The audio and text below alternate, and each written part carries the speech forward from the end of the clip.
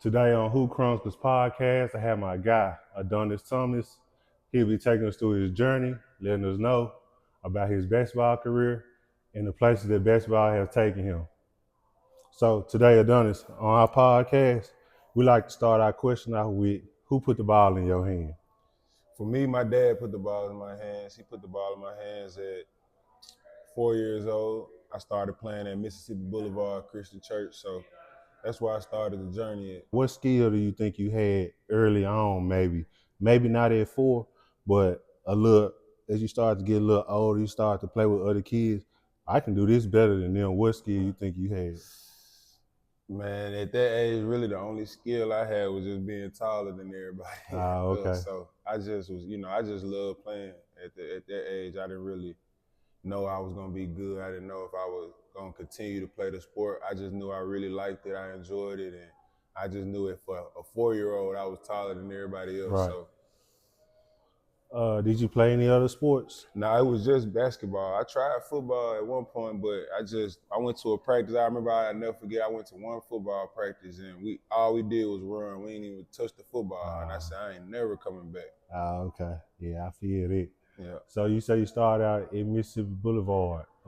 This, for everybody that don't know, this is a church league out here maybe. And so you started out playing church league rec ball. What you think playing church league rec ball gave you early on? I'm gonna ask you 2 questions. You think it made you the man early on, or do you think it gave you a chance to get the foundational skills to be good? Yeah, I think it's more about the foundation. I think at that young age like that, it's all about learning the sport, enjoying the sport, you know what I'm saying? Actually knowing if you want to really continue to play. I think it's all about like the fellowship of being around other kids that age and knowing how to play basketball with others, and just more than just the basketball part at that age. I think it's just a lot about growing up as a kid. I like that answer. So we play church league ball. We learn how to play with other kids. We learn about the game, the concept. When do you transition to playing a little more competitive league? I started playing more competitive around 8, 9 years old. That's when I started the AAU scene, playing, going traveling not too far, maybe to other cities in Tennessee, going to Indiana, Kentucky, or Mississippi, just surrounding areas at a young age. That was real good for us. You got a chance to travel. You get a chance to be around, your teammates. You start practicing consistently. Right. You start that working on your game, working on your skills at that age. So around 8, 9, I started AAU, and that's when it got more competitive. We started to travel. We started to actually, put money. Our parents started to pay money for us to, go out of town and stuff like that to compete against other kids. What was the one thing that you took away from the experience early on?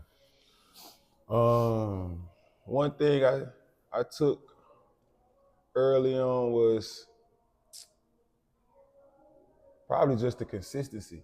Just, like I said, as a kid, it's easy to, find ways to enjoy other things. Maybe I wanted to play more video games, or, maybe I just wanted to focus more on school. But I think the consistency at a young age, wanting to go to practice, wanting to, right after school, wanting to go to AAU practice, wanting to finish homework so you can play basketball, So I think the consistency is what helped me at a young age to really love the game. And so I know we kind of moved a little fast, and you said your dad put the ball in your hand. Did he play ball as well? Right. Yeah, my dad played. He played AAU. He played for the Y AAU. Okay. He played for Bobby Dodd. Everybody know Bobby Dodd as AAU. The AAU owner basically. Yep. He coached the Y. Then also he went to Hillcrest High School, and then he ended up playing and finishing at Central Missouri State. So he played up into the college level. So played at a high level. So that was another reason why I was interested, because my dad played. So Okay. So let's piggyback. So you get into AAU, 8th, 9th grade. 9 years old. You getting a chance to see this competitive. I'm not the only tall kid now. Right. My dad exposed me to the game. Let's go into middle school now. What middle school do you go to? I went to Mount Pisgah Middle. I ended up, moving out to Cordova, and then I ended up going to Mount Pisgah Middle. And for me, that was a good experience also. I didn't play my 6th grade year. Me and another guy, we actually played AAU together. We didn't make the team. I remember it like it was yesterday. We had tryouts for the middle school team, but only 6th graders. And the only thing he had us do was make layups. And me and the other guy we didn't miss a layup because it's just layups, At that age, 6th grade, I ain't missing layups at this age. So especially to make the team, and I'll never forget they called the team who made the team on the intercom. And my name, me and his name didn't call, and the whole class was just like, what happened? And he told my mom and my dad, like, I don't pick 6th graders on my team. Wow. So that was a little bit of fuel, I mean, we wish I could transfer, but going back into it, that was a little bit of fuel. I think that's when I transitioned to actually start being good. And I tell people a lot that 6th grade summer is when I actually felt like I'm getting better as a basketball player. Well, that's a great story because, a lot of kids or kids that's hooping, they want to hoop. They look at the hoopers that's doing it and think that they never had any setbacks, right, misfires, or they always made the team, and it's not necessarily like that. Yep. So I'm glad you shared that because it's gonna be some kid watching who probably don't make the team, and it's gonna feel over. Yeah. Yep. It just fuel to the fire. You know what I mean? Like I said, I felt like that 6th grade summer is when I transitioned myself to really feel like, man, I could be one of the best in the city. Right. Yep. So you don't play 6th grade. What's next? So what happened? That's 7th grade. 7th grade, I got introduced. Actually, that 6th grade summer, I got introduced to Coach JJ, Jermaine Johnson, who eventually ended up being my high school coach. But I got introduced to him at the time. He was at Cordova High School. He was the 9th grade freshman coach. He was the freshman coach there. I knew that I was going to start playing. So he asked me, man, start coming up to Cordova, start working out with me. And it was up the street, so I started working out with him. He picked me up, and the stuff that he was teaching me was just so much high level compared to other trainers and what they were doing in the city. And I just seen myself develop. And I knew that I wanted to continue to work with him, so I just got better. And he came to the games. I finally made the team in 7th grade, and from then I started to take off. What's one thing you feel like Coach JJ had early on that transition your game from all the other trainers, you say? I think he taught more of pro skill work. I think he didn't skip over the fundamentals of the game, but I think he was so advanced on teaching things that guys were doing in the NBA. A lot of the times he would do different moves, say different moves, but he would say, yeah, this Dirk Nowitzki, or like, JJ Redick, the footwork. Like he was always naming NBA guys, and in my mind, I would do it and then I would actually see it. Like I would go on the internet or maybe see a game and say, man, I'm working on the same things as a pro. So I think that's what separated him. He was already working to make players a pro, and I think that's how it is now with these kids around the country. They training like pros, and that's what's separating them from that's what's making them so good at an early age. Facts. So you make the team 7th grade year, Coach JJ come. Throughout your middle school year, do y'all win city or state? Middle school, we didn't win. I honestly can't even remember. I know we didn't win city or state, but I know we had a decent team. We played against a lot of city school teams. We was a county school, but we played a lot of city schools and like tournaments, Christmas MAM tournaments, stuff like that. So we played, I think we ended up losing to Craigmont Middle. Craigmont Middle had a real good team. A lot of guys that played AAU also, just like myself. But I remember losing to Craigmont, but middle school was fun. I got my first dunk in 7th grade. Oh, wow. Talk about it. My first dunk was in 7th grade. Actually, my first dunk was in AAU practice. Head tap or nah? Nah. It was just a regular. We used to do a little layup drill to get started in practice, and everybody used to try it. I remember we used to make 100 layups in a row. If anybody missed, we start over. Right. And that was our way of getting focused for practice and stuff like this. So once we got to about 80 and stuff, everybody was, slap the backboard, who can smack the backboard or who can.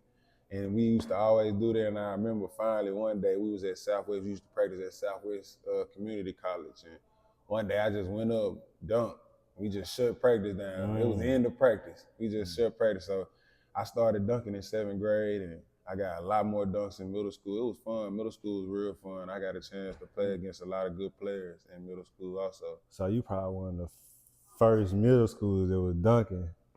For sure. I think maybe me and I think Bobby Parks, Jr., he was at Ridgeway Middle at the time. I think we was probably the only ones that probably could dunk in middle school at that time. So we at middle school, we transitioned to high school. So you dunking in 8th grade. So I'm already knowing that it's some buzz around the city about who is this AD guy? Who is Adonis Thomas? Well, how are you making your selection on the school? And then before you say that, I'm gonna be honest with you, it was a rumor that you were gonna come to middle college, bro. That's probably because of my dad. Because my dad worked for Southwest. Yeah. So it was they probably was saying it probably was something being said for sure. I was on the fence of not knowing where I was gonna go for high school because as a freshman they allow you to really kind of pick and choose where you want to go. The reason why I decided to choose Melrose was because Jermaine Johnson, Coach JJ, he wanted to become a varsity coach instead of just only a freshman coach like he was at Cordova. And Melrose offered him the job, and I had been working with him. And like I said, I was seeing so much improvement on my game. It only was right to go to, a school where the coach was already helping me develop as a player. So I decided to, go to Melrose. He picked me up for school every morning for the first couple years, and that's love. And that's how I ended up at Melrose. He had goals of being a varsity coach, and I had goals of becoming a better player. So, even though it was tough for me, my parents would say, "Hey, go to Melrose," from being all the way in Cordova, making that drive to Orange Mound every morning is just a tough on any parent, gas, traffic, everything. So it was the right decision. Right. So you make it from Cordova to Melrose. What's your first reaction when you step in Melrose? What's your mindset like? Cause Cordova to Melrose, that's a big jump. Like Cordova, we got the Berry Hills, the communities out nice. Right. Now I understand. Yeah, it was a big jump. Like, I ain't even really heard of Melrose, honestly. I mean, I knew for football, but not so much about basketball at all. Football for sure. I had a cousin that played football there, but I was just so locked in on middle school. I ain't even think about high school, maybe a couple that, that big time high schools that guys played at Ridgeway, those schools, White Station, Raleigh, Egypt, those schools that actually known for basketball. But the transition, it was easy, but it was also tough. I was a freshman coming into, high school, and that's tough for any, 9th grader as it is. And then also I came in with a bunch of guys who were already hungry. They had guys that was already there that could play. They just didn't have the system or maybe the coach that could help lead them or help develop them. So, those guys were hungry too. And it felt like it was kind of dog-eat-dog. Like those guys as seniors and juniors, they wanted their spot. And me as a freshman, I wanted to come in immediately and play. So it was definitely, a shock. And, all of it made me better.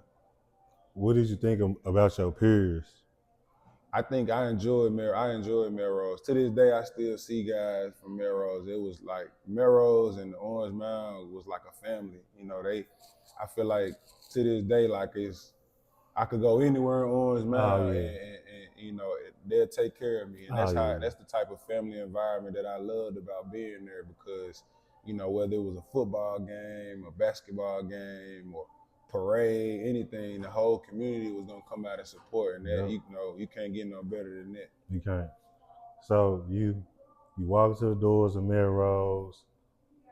Who was the first player to say, "Man, AD, I'm gonna take you under my wing. I'm gonna show you how we do things"? Probably my guy Quinn Lowe. Quinn Okay. Lowe, rest in peace, Quinn Lowe. But Quinn Lowe was a guy. He was he was real vocal. He was real vocal. He was he did everything he could for Coach. He tried to take in his role. Before Coach got there, he was more the man. But once Coach got there and helped him develop his game, you could see so much improvement in him, and that he wanted to help develop the young guys. He kind of made himself the leader. Also, Jashawn Freeman. Okay. Rest in peace to him also. But he was also a real senior leader. Like my ninth grade year, he really took on that role. But like I said, be somebody vocal, really to do what Coach asked of us, and made sure that he was the second in command. So we in ninth grade, the season get going. You playing the Jamboree at Wooddale. What take us through it? Like just talk about your ninth grade year a little bit, and what were your expectations, and then kind of compare what other people's expectations put on you. I think for us, we had big expectations. I think coming into my 8th grade to 9th grade year, I was probably looked at as probably the best freshman in the city. So for me, I wanted to really come in and compete. Coach JJ had us playing freshman and varsity. So we would go from the freshman game that we played at East, we had to go play the varsity game in Memphis. So it was he had us really like a real like warehouse factory. We was practice, game, next day practice, so it was real. It prepared you mentally, it prepared you, and physically it also prepared you for, for the next level. Because we work nonstop, even in the summer. So my 9th grade year was a great experience. We didn't get a chance to win anything, but it was a wake-up call. I got a chance to play against some of the best in the city, and it helped us look forward to the next 3 years. Who was your toughest opponent you think you matched up with your freshman year? My freshman year, the toughest opponent, I wouldn't say it would probably be a single player. The toughest game I had, though, was the Whitehaven. I remember we lost to Whitehaven to the Whitehaven freshman team. And they always played us hard. They had a lot of dudes that played AAU as well. And they always played us hard. We lost to them actually at American Way. Okay. I think maybe the state or the city championship. Some dude hit a shot from the other free throw line of the court to win the game. So that was probably the toughest team I used to have to play in my freshman year. So we played freshman year. You say you have a good freshman season. The neighborhoods reacting to you, they liking you. They put AD in. You got the community. You got your teammates supporting your freshman year. What was your next goal for your 10th? What was your mindset, your goal for your 10th grade year versus your 9th grade year? Because like you said, you had a good 9th grade year. Did you win like first team or? My 9th grade year, I can't remember honestly. It's okay. I think we were. If I can remember correctly, I hope I'm not making a mistake, but I think we lost to Ridgeway at Northside. I think maybe that was my freshman year. We lost to them at Northside, and that was a big wake-up call for us. We played against Jason Jones, 6'6", Corderio Macklin, 6'9", Tari Black, 6'9", Samson Carter, 6'9". So they had, squad. Yeah, they had so many. They had everybody. And they had bench too. Yeah, they had a bench. They had, I think, maybe Martino Brock or his brother Martin. They had Brewer. Chris Brewer. Yeah. They had little Chris, light skin with the tattoos. Chris, I forgot his name. I know who you talking about with the dreads. Yeah. That's my guy. They had Dominique. The other point guard, I can't remember his last name right now. I know who you talking about. But yeah, they were loaded. They loaded. That was a big game for us. I remember being in that tunnel. I was so nervous. because we were both teams side by side, and we was trying to, Get crunk, and they was doing the same thing, but it was just like, man, they You look like could a feel real it. NBA team, Oh, how okay. tall they was above us, and it was just like, man, they got so much experience, that team, they got guys like at least 4D1. 5 plus D1s on for that sure. team. So you playing against, high level guys already, and they seniors. So you basically playing against college athletes as a ninth grader. So And they got they actually playing for something like. right, exactly. Yeah, they don't want to lose. Exactly. Everything for us is pretty new. We just really kind of happy to be in the position we are, and they actually trying to compete to win state with they like they last dance. Right. Basically. So y'all come up short to Ridgeway their freshman year. You say you have a wake-up call. What's your mindset going to 10th grade? 10th grade, we just all wanted to get better. We knew we were gonna be losing a couple players. We knew that Coach JJ was building a foundation there at Melrose. We wanted to, basically compete. We wanted to show that we are not just a football school. So our goal was to get better, develop more of a system. Coach JJ implemented so much to make it more of a college type program feel. You kind of felt that environment, study hall, practice, individual workouts, weight room, conditioning. So I think that's really what helped us as a school, as a program, because we got that high level vibe around there where it was a lot of work in the early age, and people don't really know that about Coach JJ and know what we were doing at Melrose, but that's the type of system that we had. In my 10th grade year, he really changed the culture and implemented a lot more. You, I know you said you came in with Coach JJ. What can you say about what was his mindset?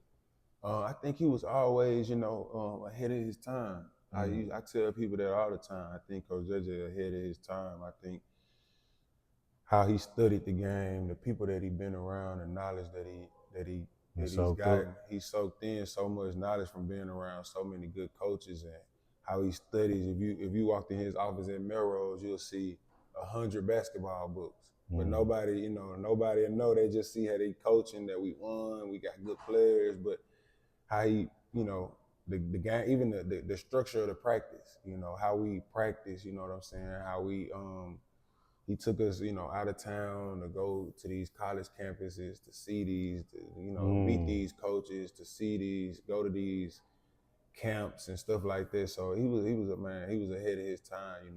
Like I said, from even teaching the pro skill work, all of that was definitely ahead of his time. I like that. We so you go in the 10th grade. Are you getting a chance to start this year? Yeah, I was starting from my freshman year. From my freshman year, I started. That was one big thing. Coach wanted to throw you in the fire. Yeah, throw us in the fire. We had myself, we had Chris Jones, and we also had Telvin Wilkerson. Telvin Wilkerson was my AAU teammate, but then we also added Chris Jones. I didn't know Chris Jones at the time until he got to Melrose, but immediately I was like, man, where he been? I ain't heard of him in high school. I mean, in middle school, you know what I mean? So immediately he just threw all three of us in the fire. And I think that was the best thing he could have did, because we got that experience early. Like I said, we played some of the best in the city at a young age. It was so talented, and guys were so good at that back then that helped develop us even faster. Are y'all paper chasing on the sideline at this point? Or not yet. We ain't got there yet. Hold on. I think we're gonna save it then. Yeah, that was a little bit later. We're gonna save it then. Yeah. But 10th grade, are y'all having a good year? Yeah, we are having a good year. We having, better, a little bit better than last year. I think I think we made it to the city championship that year. I think we also lost to Raleigh, Egypt. AJ Jones and them. Yeah, we lost to Raleigh, Egypt that year. I think that was to go to maybe to the regionals. I honestly can't even remember that. But good. I know we lost for sure to Raleigh, Egypt, and that was the biggest game. That was a super big game. I remember losing that game by like maybe 20 points. Was it at Raleigh, Egypt? Mm-hmm. Okay, yeah, they're gonna show it at Raleigh. Yeah. It was we couldn't stop watching that game. Coach JJ, I remember he pulled the TV out, and we had study hall.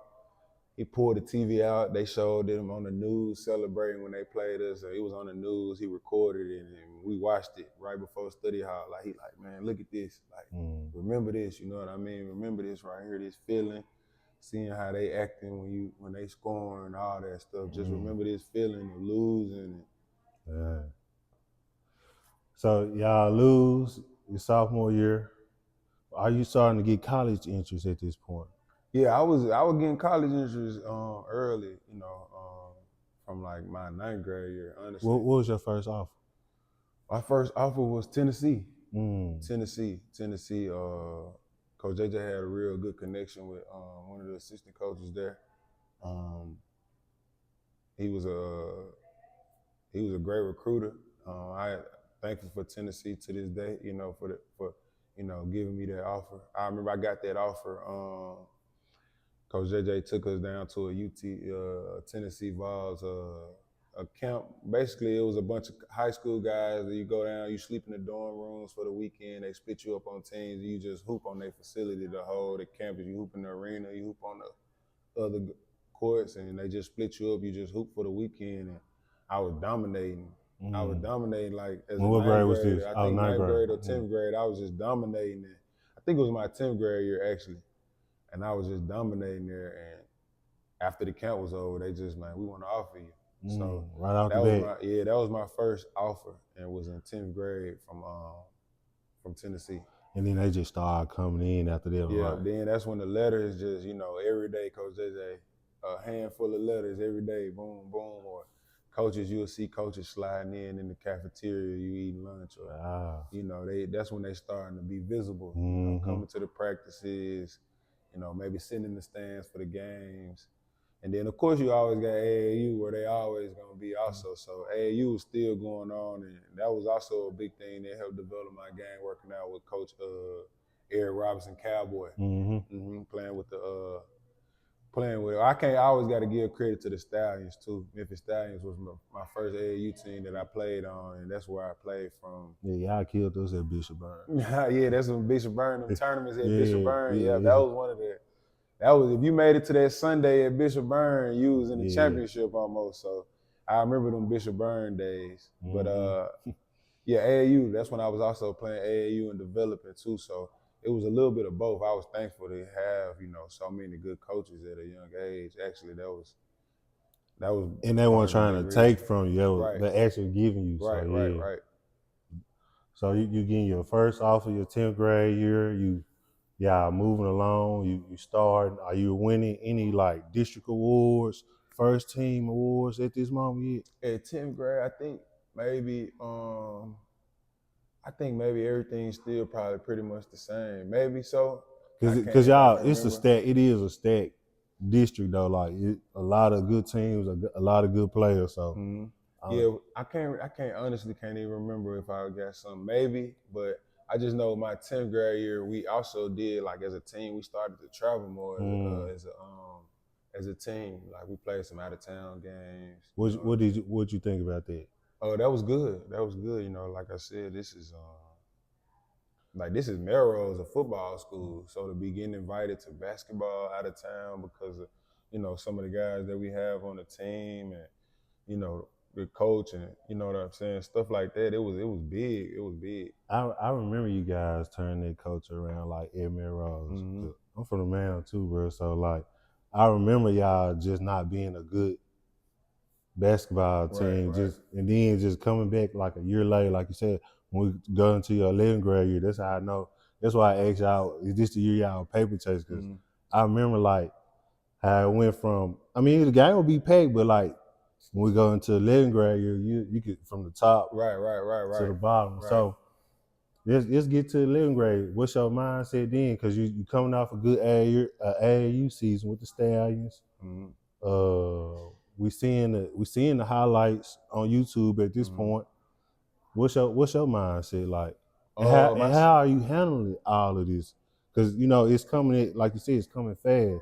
So how are you handling all the pressure and the notoriety? My 11th grade year was the biggest year of my high school career probably. I remember that summer going from 10th to 11th grade.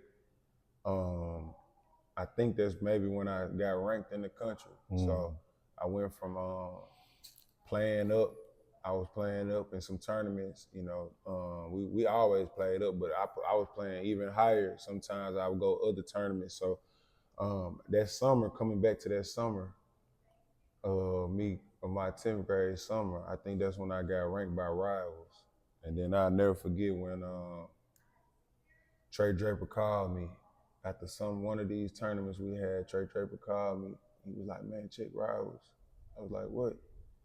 I looked on there. They had me number 11 in the country on rivals. That was my first time like getting ranked, and that came from me just playing up and having that experience playing against older guys at a young age. And that's when I really I called Coach AJ immediately, like, "Look." And I remember him going crazy on the phone with me, and we just knew just then, like, the work got to really transform. You got to really, become from being one of the best in the city to now you want to force yourself to become, a top 10, the best in the nation, So that's when the work really transformed from 10th grade to 11th grade year. Damn. Did you cry? Nah, I ain't cry. I was just excited. It was shocking. You always go to these AAU tournaments and you see the guys taking the pictures after the game. They have 25, he got 20, and they taking pictures, doing articles, and you read, and you might see some of these guys. You go out, you like, "Man, he number 6 in the country. Why he number 6? Like, you looking, and then you see another guy. You like, "Man, why he number 2 in the world? Like, what is he doing?" Right. So now it was just like, man, it's exciting to be number 11. Now you feel like you one of those guys when you walk in the gym, like, man, now they looking like, man, why he ranked this high? Like, so now it's an opportunity for you to really actually show and show yourself improve. Yeah, man. So you get ranked 11. Talk about that target on your back, because at this point, it's a target on your back every night. Everybody want to show that they cross you. They just want to they want you in their highlight pretty much. So talk about how you mentally prepared for that.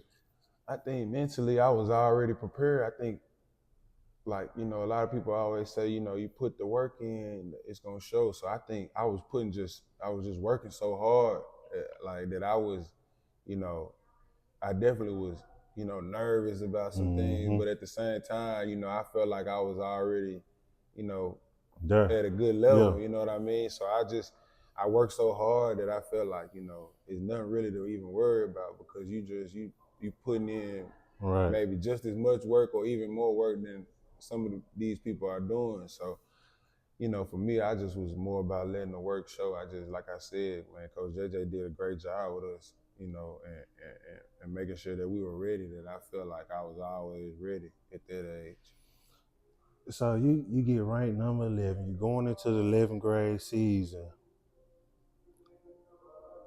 We're going back to Melrose. The whole the community going even crazier now, because we got the number 11 player in the nation at Melrose in Orange Mound. Talk about your 11th grade year and the transition y'all made from 9th through 10th, because like you said, Coach JJ already came in there with the mindset to like be sharp and be on point and change the program around. But like, what's going on now? How is he changing? How is he taking y'all to the next level now with the number 11 player in the country? Man, we just, like I said, it was just more and more work. He continued to made changes to make this, more of a college field program, a pro level field program. So, then we were getting, sponsorship from Under Armour. We got new jerseys, we were wearing Under Armour, everything sponsored by Under Armour. We were getting shipment of clothes, shipment of practice uniforms. We was cameras in the gym. Like, it transformed from that 10th grade to my 11th grade year. Everything just transformed immediately. We got guys going to camps, so many more guys getting college offers, more coaches coming in. Now you got maybe 3 different colleges at the practice. You got guys that's taking visits here. You got guys taking visits there. I was going to different, camps, like And USA team, all that stuff started to. and it's a collective of you guys getting like it's. See, a lot of people when y'all watch the interview, I don't want y'all to think that he was just the only one. We were loaded. They were loaded. Mm-hmm. So, and I ain't taking nothing away from him or saying it made sure. his job easier. He did his job with or without them. But I'm just saying they were loaded. They were good. So, and I like that you guys got a chance to like. Everybody got a chance to eat off you being good. Right. You know what I mean? Right, Not just you. Everybody got. I mean, that's why I was saying everybody's good, but you being good got everybody a chance. Everybody else a chance to see how good the rest of the guys was. Right. Too. Exactly. Like I said, we had a lot of great guys on that team. A lot of guys that play AAU. A lot of guys that got a chance to, develop with Coach Travel. JJ. Yeah, just think about just getting out of Memphis, though. Right. At a young age, getting out of Memphis, being able to see, like I said, that was great for us. That was one of the things about, helping you love the game. Are willing to go out of town, travel, and spend time with, other bond, kids, bond, that family type environment. So that really helped us as well. And then I'm pretty sure like Coach JJ is probably like a father figure to like 90% of the guys on the team. So just having a Coach JJ on the team or somebody that can show you what it's supposed to look like, some discipline, some order. Every young guy needs some tough love. So that's good. That y'all was able to experience that from y'all 11th grade year, get all that. So do y'all win the state championship? Yeah, this the year we win state. My 11th grade year, we win state. So this the year y'all paper chasing on the sidelines and stuff like that. That was when we were. Yeah, that's when we was, we were feeling ourselves then. We felt like, we was dumb. We would dominate. It showed though. Yeah, we was going like we played against. I remember we played against so many good teams. We played against out of town. We went out of town. We went to the Tennessee tournament in Bristol, Tennessee. We went to another tournament out of town. We went to so many places. Like I said, the Under Armour was coming in. Everything was. Are you getting a chance to play other national ranked guys too, or is it kind of like Tennessee only or tri-state area only? I can't remember if we played any guys that was ranked in high school. I know around that was the year I was playing against everybody as far as in AAU and these camps. I was playing against the best of the best. But as far as at Melrose, I don't think we really played too many ranked guys. The only ranked guys was probably just maybe like just Joe Jackson, guys like that that's in the city. Right. But besides that, yeah, we played I played a lot of guys in AAU that was top in the nation. Top in the nation. So now you don't have to give me a lot of them, but just give me like your top 5 guys that you played in the nation. My top 5, I played against Brad Beal early. That was one guy that we played against like from 10 years old. We always played his team. Brad Beal for sure. Guys, I'm gonna just name some random guys. These not the best guys, but these are guys that I remember that people probably won't even like. I played against Harrison Barnes. He played with this team, this Iowa team. He was the only black guy on the team, and everybody passed him the ball. I'm like, who is this? And I'm just looking. He playing like Kobe though. He fading away in high school. He dunking. He doing everything. And I'm like, who is Harrison Barnes?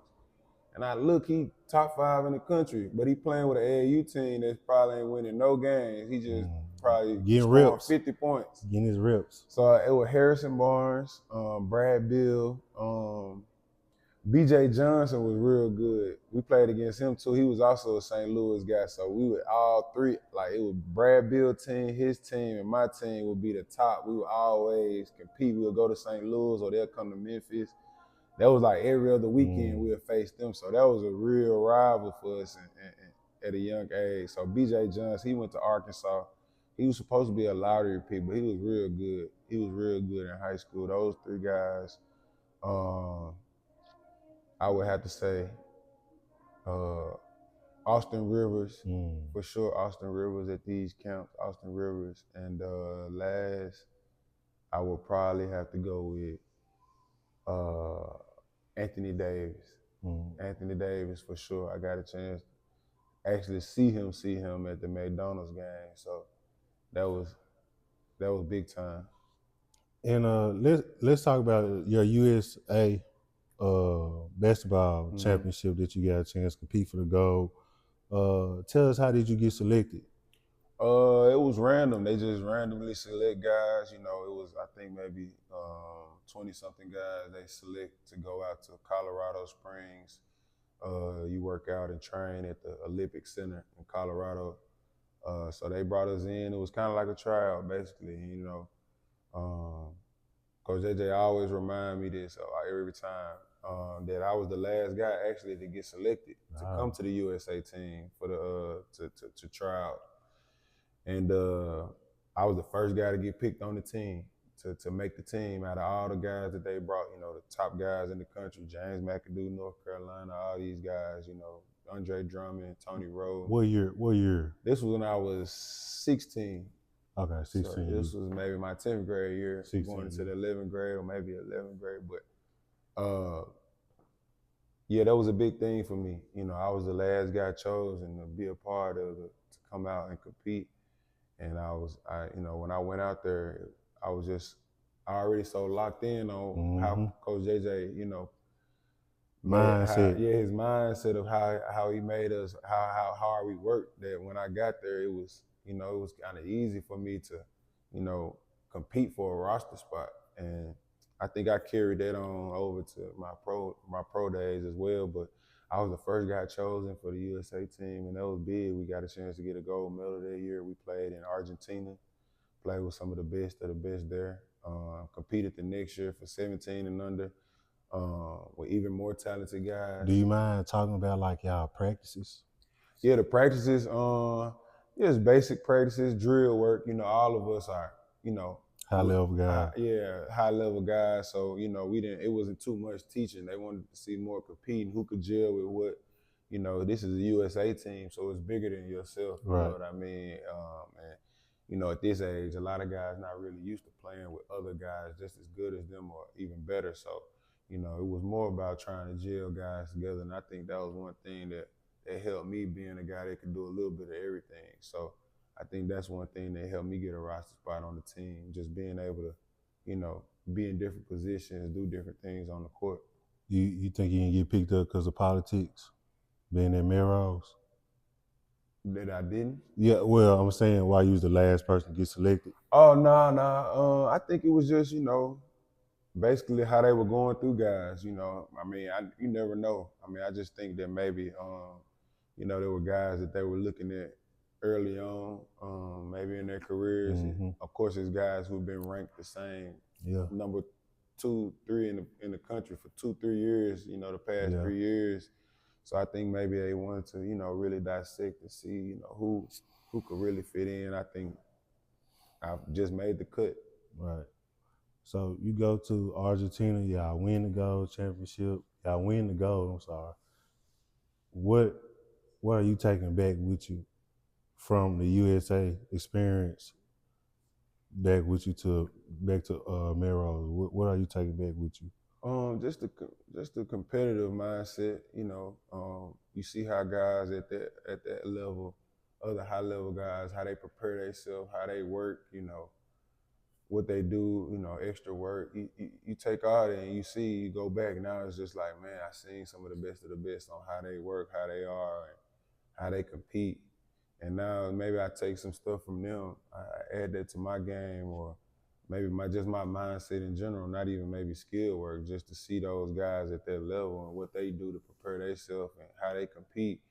Just taking that back to home is just making you an even better player, because for sure that here they're not working or doing the same thing that this guy in California, who the number 2 shooting guard in the country, is doing. You know what I mean? So it helped me build myself mentally and physically to know, like, these other guys, this is how they're working. And it helped me maybe go to another level, or maybe add some stuff to help me. So we this our 12th grade year now. Mm-hmm.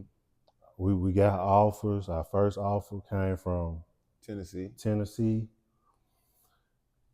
They rolling in. Mm-hmm. You highly recruited number 11. You go USA 16. This our senior year. Do you commit before your season start or do you commit afterwards? Now I ended up committing late. I let Oh, the season. okay. I let the season. I let the season go ahead and go. You know, I was still trying to figure out exactly where I wanted to go. So I just wanted to really lock in on my senior year. That was my biggest thing going into my senior year, even with AAU and everything. I just wanted to kind of focus on basketball, let the college kind of play out, let it play out, see where guys are going. You know, it was a lot of guys in my position that hadn't chosen the school, so I didn't want to make an early decision. I wanted to kind of continue to see what else I could do and where else I could go.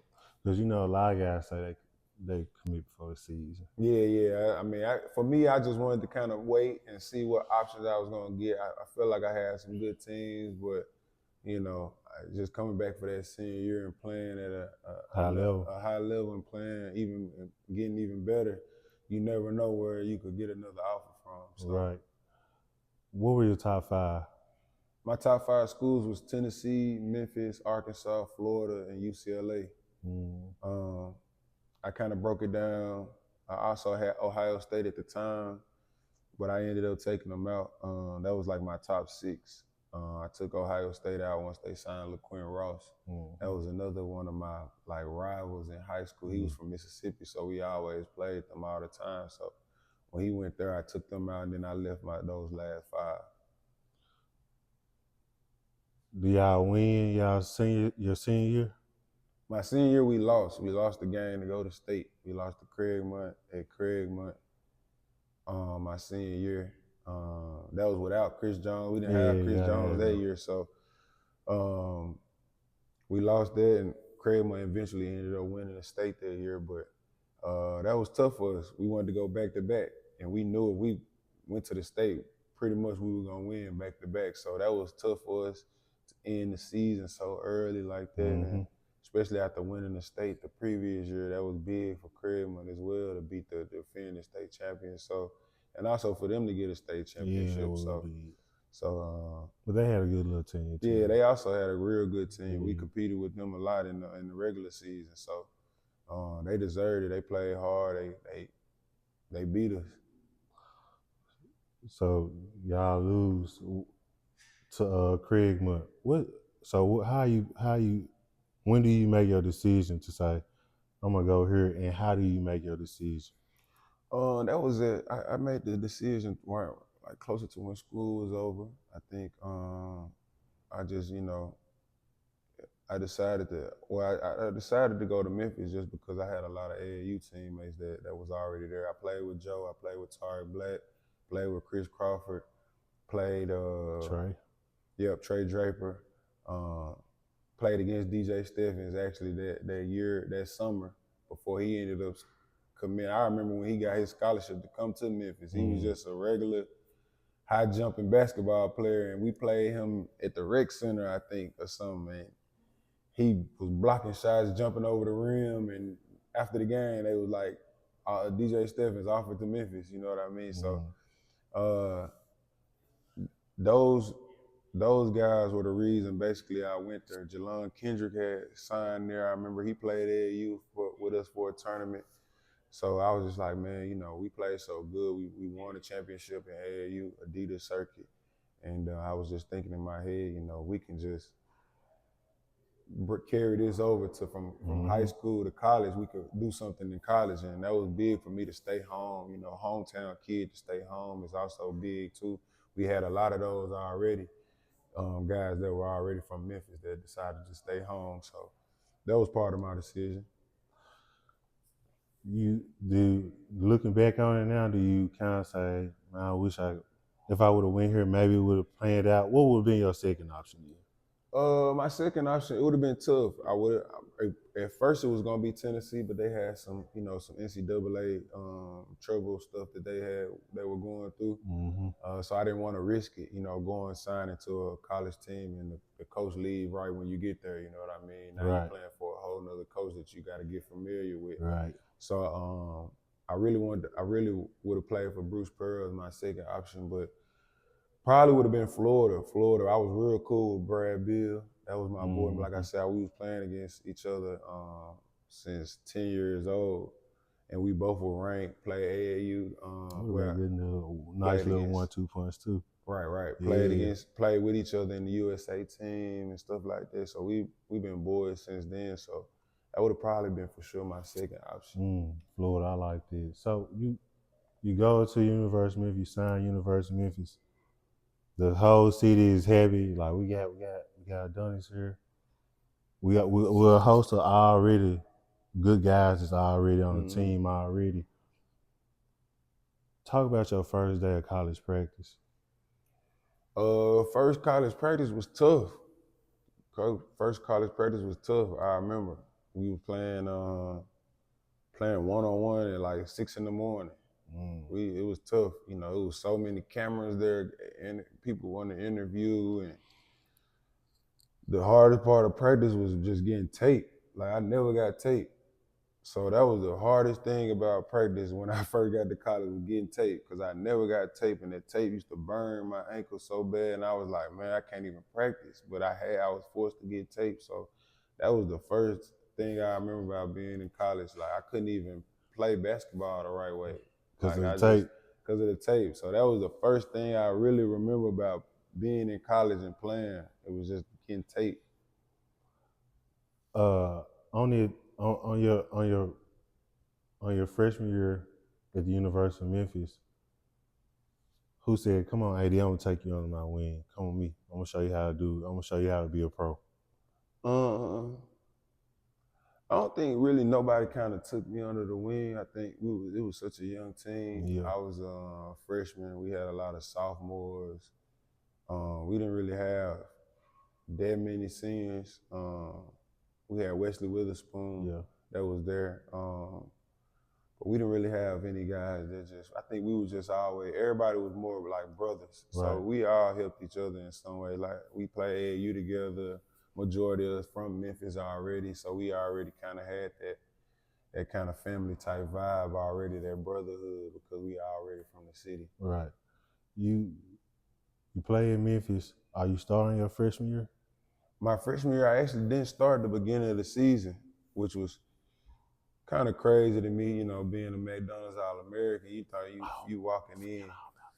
We walking in. You coming in as a freshman, and McDonald's-All-American. You kind of already, you know what I mean, already figuring like I'm gonna start right away just cause. But he made me compete for it, which no problem with that. Like I said, I had already been competing, doing that since high school. So, and then eventually I started, but right away I didn't start. I didn't start immediately my freshman year. How did it make you feel? Like I said, I was kind of more confused than just anything. I really wasn't even upset. I was just kind of confused because I kind of figured like the team would be better with me starting more than just coming out the bench. Just coming out the bench. You feel like a glue piece. Yeah, I feel like, adding me in the lineup would really help me. And I already had goals. I had goals as a freshman in the league, one and done. So, it was kind of confusing to me, but he eventually did, and I ended up getting hurt. So I wish he would have done it from the beginning. I probably would have, not been hurt. I don't know. Who knows how it would have been, but, So you get hurt your freshman year. What's your mental like? Because you, like you said, US 16 gold, 17. You go 17 to USA, and you're a McDonald's-All-American, but you're not starting. And you just get hurt. What's your mindset like? How your mental doing? Mentally, I was okay. I wasn't a serious injury. I was out a couple months. I still was able to get back for conference tournament and for we played one game. We lost to St. Louis in the first round of the tournament, NCAA tournament. But mentally, I was still cool. We were like a family. We had good staff that helped me get back on the court. it's just tough as a freshman, with all these goals coming in. Mm-hmm. You thinking about the NBA and stuff like this. So, Are you checking the mock draft? yeah, I was checking the mock draft for sure, especially going into my freshman year of college. But kind of after that, once I got hurt, I was checking still, but it was just kind of hard for me to check because I didn't know what to expect. So you come back from injury, you play postseason and a little bit of the conference season. Are you producing, or are you just out there just to? No, I was playing good. My freshman year, I actually was playing really well, really well. I was shooting the ball good. I think that's when I really kind of started to develop my shooting a little bit more. I was working with Coach. I always shout out Coach Jack Murphy for this. We always used to, after practice, I always shoot threes, and I think that year I was shooting maybe 40% from three. And that was something that in high school I was taking maybe 1 or 2 threes a game, maybe. But I was more my athleticism in high school. But once I got to college, developing that outside shot really was key for my game. And I think, that's what helped expand my game as a player. Just being able to work on that 3-ball, that college range, the NBA range, and stuff like that after practice. I was every day. So sophomore year, you said you had a good first year. It was kind of up and down with the injury. But your sophomore year, are you like, man, I'm going to the league. I don't care what happened. Yeah, going into my sophomore year, it was more about should I stay? Should I leave? Should I transfer? Where would you go if you was gonna transfer? That would have been tough. I probably would have just waited to see, what teams would. Did anybody hit your line during the season? Like, as soon as they seen that you didn't start, did like a third party try to get in contact with you? Nah, not really. Okay. It was just more. It was more about, I think maybe just about, what made sense. I think it was more about the city, how Memphis is with fans and criticism and stuff like that. I think they too. Yeah, so I think that was more about what was going on. I think fans probably was just as curious as to me, like why, a kid, with all these accolades not starting, for a program that need help. You know what I mean? It's not like we was a championship school, so I think that was more. I think it was more the city more than anybody else that kind of, Shout out to the M. Right, for sure. So sophomore year, you starting now? You coming back off an up and down season your freshman year? You starting now? What's your expectations? I really just wanted to be better than I was my freshman year. I wanted to make sure I play a full season. Unfortunately, we didn't really do too much that year. We won the conference tournament again. We were definitely always winning the conference tournament, Conference USA. But I think overall my season was kind of mediocre, like the same. It wasn't any too much improvement to where you can say like, man, he got so much better from his freshman and sophomore year. And I think that's what kind of hurt me. I think I wasn't in a position to kind of do what I needed to do. And that's when I decided, like, man, I want to kind of lead with that potential. A lot of kids nowadays get drafted off potential, and I think that's what I was. That's one of the reasons why I was like, man, I'm gonna just leave my sophomore year and start my professional career, just because I knew I didn't want to be a guy that was, 21 in college still averaging the same as his freshman year. I'd rather just, start while I'm still young, still got that kind of that tag from high school and stuff like that on me. So you go straight to, so do you enter the draft? Yeah, I entered the draft. I started preparing. My sophomore year, I already knew I wanted to leave, so I was doing a lot of online stuff already as it was. Started to prepare, worked out at IMG, got an agent, and mentally just had to prepare, change over from, a college kid to a professional now. So I was on my own. I was 19, getting ready to turn 20. So it was a big change for me, just being on my own, being out without all my friends and everything, traveling, living out of suitcase, hotel to hotel, workout after workout, seeing, free agents that's already trying to get back in the league, seeing, you know, guys working, trying to get in the league like myself, you know, guys from Europe, everything. So it was a big change for me. Do you go to the NBA Combine. pre-draft? Yeah, Yeah. coming. Yeah, we got invited to the combine. That was a special day for me, you know, getting that email, getting that call.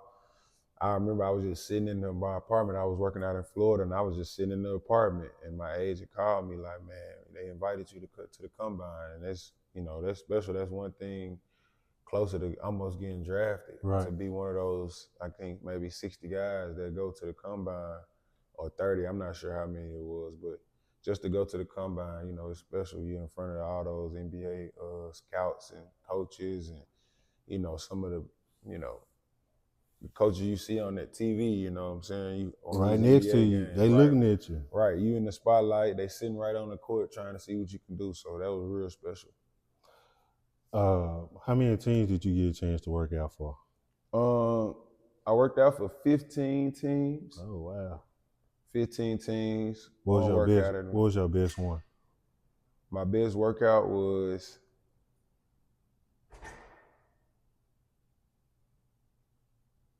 my best workout. My best workout probably was with the Lakers. Mm. It was either the Lakers or yeah, I think the Lakers was my best workout, and that was crazy because they was talking about drafting me at like 36 or 38, but they ended up taking Ryan Kelly that played for Duke. No, Ryan Kelly. He was like, yeah, big, kind of they can shoot. Ryan Kelly, they took him. But that was my best workout. I remember I was shooting the ball. I ain't missed really. The drills we were doing, I was scoring, I was killing. So I think that was my best workout for sure. So you go undrafted. What? You go to all these workouts. What's your next step? The Hawks called. Immediately they offered me to come to training camp, come play summer league with them. So that was a no-brainer for me. They offered me money right away, and secured me a training camp spot. So I knew that I was gonna be locked in with somebody. So I got that call right after draft night and just started to prepare for summer league. I knew then summer league was a big moment. I always seen it on TV. So that's when I knew I needed to, you know, lock in even more because now I'm competing for a roster spot. You compete for the roster spot. How far do you make it on that team? That far do you team, get? with that Atlanta team, I really didn't get too much of an opportunity there. Like I said, they gave me money to come to training camp, which was really good for, you know, a pro, you know, to make money and an opportunity. But I didn't really get a chance to play and showcase my skills like this. So it was a tough situation. You know, I was thinking mentally in my mind that I was gonna come there and be able to, you know, show what I can do immediately. But I had to learn that, you know, the NBA is not like that. You know, you got to kind of wait your turn in those type of situations. So I ended up leaving and going, which I never really heard of, but I left that training camp and went to Brooklyn. And I signed in Brooklyn with training camp there to get ready to go to the D League. So I ended up leaving Atlanta, going to Brooklyn. And that was a good Brooklyn team. So when I was there, I seen like Paul Pierce, Joe Johnson, Kevin Garnett. I seen all those guys at once. So that was you know, a real special moment for me. But that's when I ended up going. I knew I was like, man, I'm gonna go to the D League and try to get a call up and, you know, get in the league and find a way to in the league. Did you ever get a 10-day contract? Yeah, I ended up getting a 10-day my rookie year. Signed with Orlando. 2 10-days there. And then I left, went back to the D League.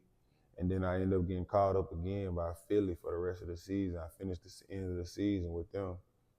So that was special. That was special. I worked real hard for that. Yeah, they can't take that away from you. Yeah, I worked real hard for that. So that was a big accomplishment, you know, especially for my rookie year after feeling like I was supposed to be drafted, feeling like I deserved to be at that level. Because you're watching your peers, the same people that you didn't played against or probably killed. Yeah, they getting the opportunity. I watching guys every day. I was calling my agent in the D League, like, man, I just seen so-and-so, they finna sign him, they about to sign him. Like, And I'm looking like, that's my position. Like, why? You know, I had 25 tonight. Why I ain't leaving? He like, man, keep working. It was kind of frustrating, but it was also like, man, you gotta just stay consistent. And that's go back to what I was saying about the consistency at a young age. Just, you know, keep putting the work in, keep going. You know, so the D League, it's dog eat dog down there. You know, every man really truly for themselves. Nobody really trying to compete for a D League championship. Right. Everybody just competing for that call up. So it was a tough situation, but I think I was around some good coaches and good players who put me in that position to really get that call up. So you do your stint in the league, you get a chance to play in the league. How long did you get a chance to play in the league before you had to make the transition to probably going overseas?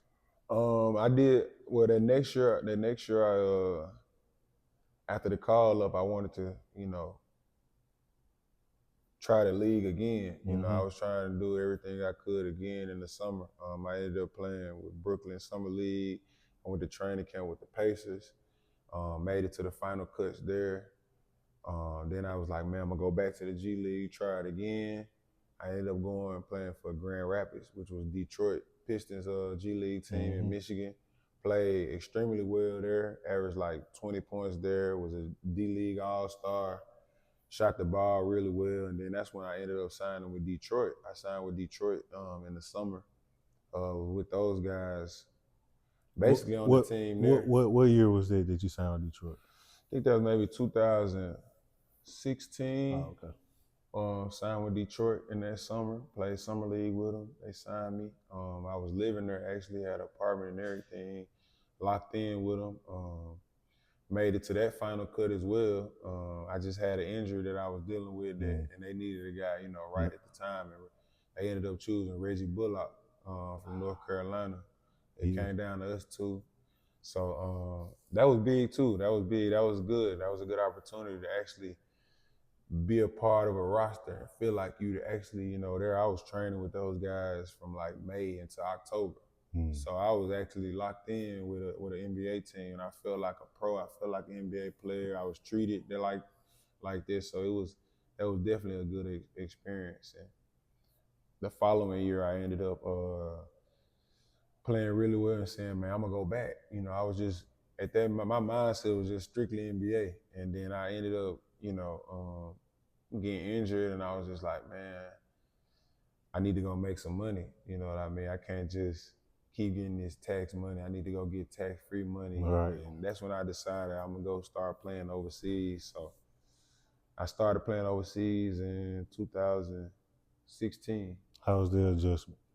Overseas was a big adjustment. What was the first country you went to as well? My first country that I played in was Italy. And that was, I'll tell everybody, that's my favorite country that I played in. Just because of the experience, the culture, how they love the game, the fans, you know, the basketball, the food, the fashion, the people, the language, everything was, you know, super fun. My mom got a chance to visit, you know, for Christmas. So that was probably, I played with a lot of great guys that year, a lot of real good hoopers. You know, I had amazing vets who really helped me, you know, learn about the overseas lifestyle, the pro life, also being able to be living in Europe, you know what I'm saying? So like I said, I give those guys all the credit, you know, for that first year in Europe. They really helped me become a good European basketball player. Are you currently still playing? Yeah, play. I played early this season in Israel. Played there from November until February, and looking to go back somewhere soon. Probably sign again for the summer. So just still moving, still hooping, just training and getting ready to go. Is there anything you would like to say to youth before we end the podcast? The biggest thing I could just say to the youth is just, you know, continue to work on your game. You know, if it's something that you feel like you need to get better at, if you want to become a better basketball player, just get in the gym and do it. You know, it shouldn't be, you know, something that you forced to do. If you really love the game and you really feel like this basketball is what you want to do in life, you know, compete and make sure that you put your best foot forward. You know, The only way that you can get better is by yourself. So if you love the game, like I said, if you love the game, just do everything you need to do, and it's gonna work out on its own. Well, we appreciate Adonis Thomas coming on Hoop Chronicles podcast today, giving us his journey, sharing his story with us, giving us insight. We'll get him back on again. Thank you guys for tuning in.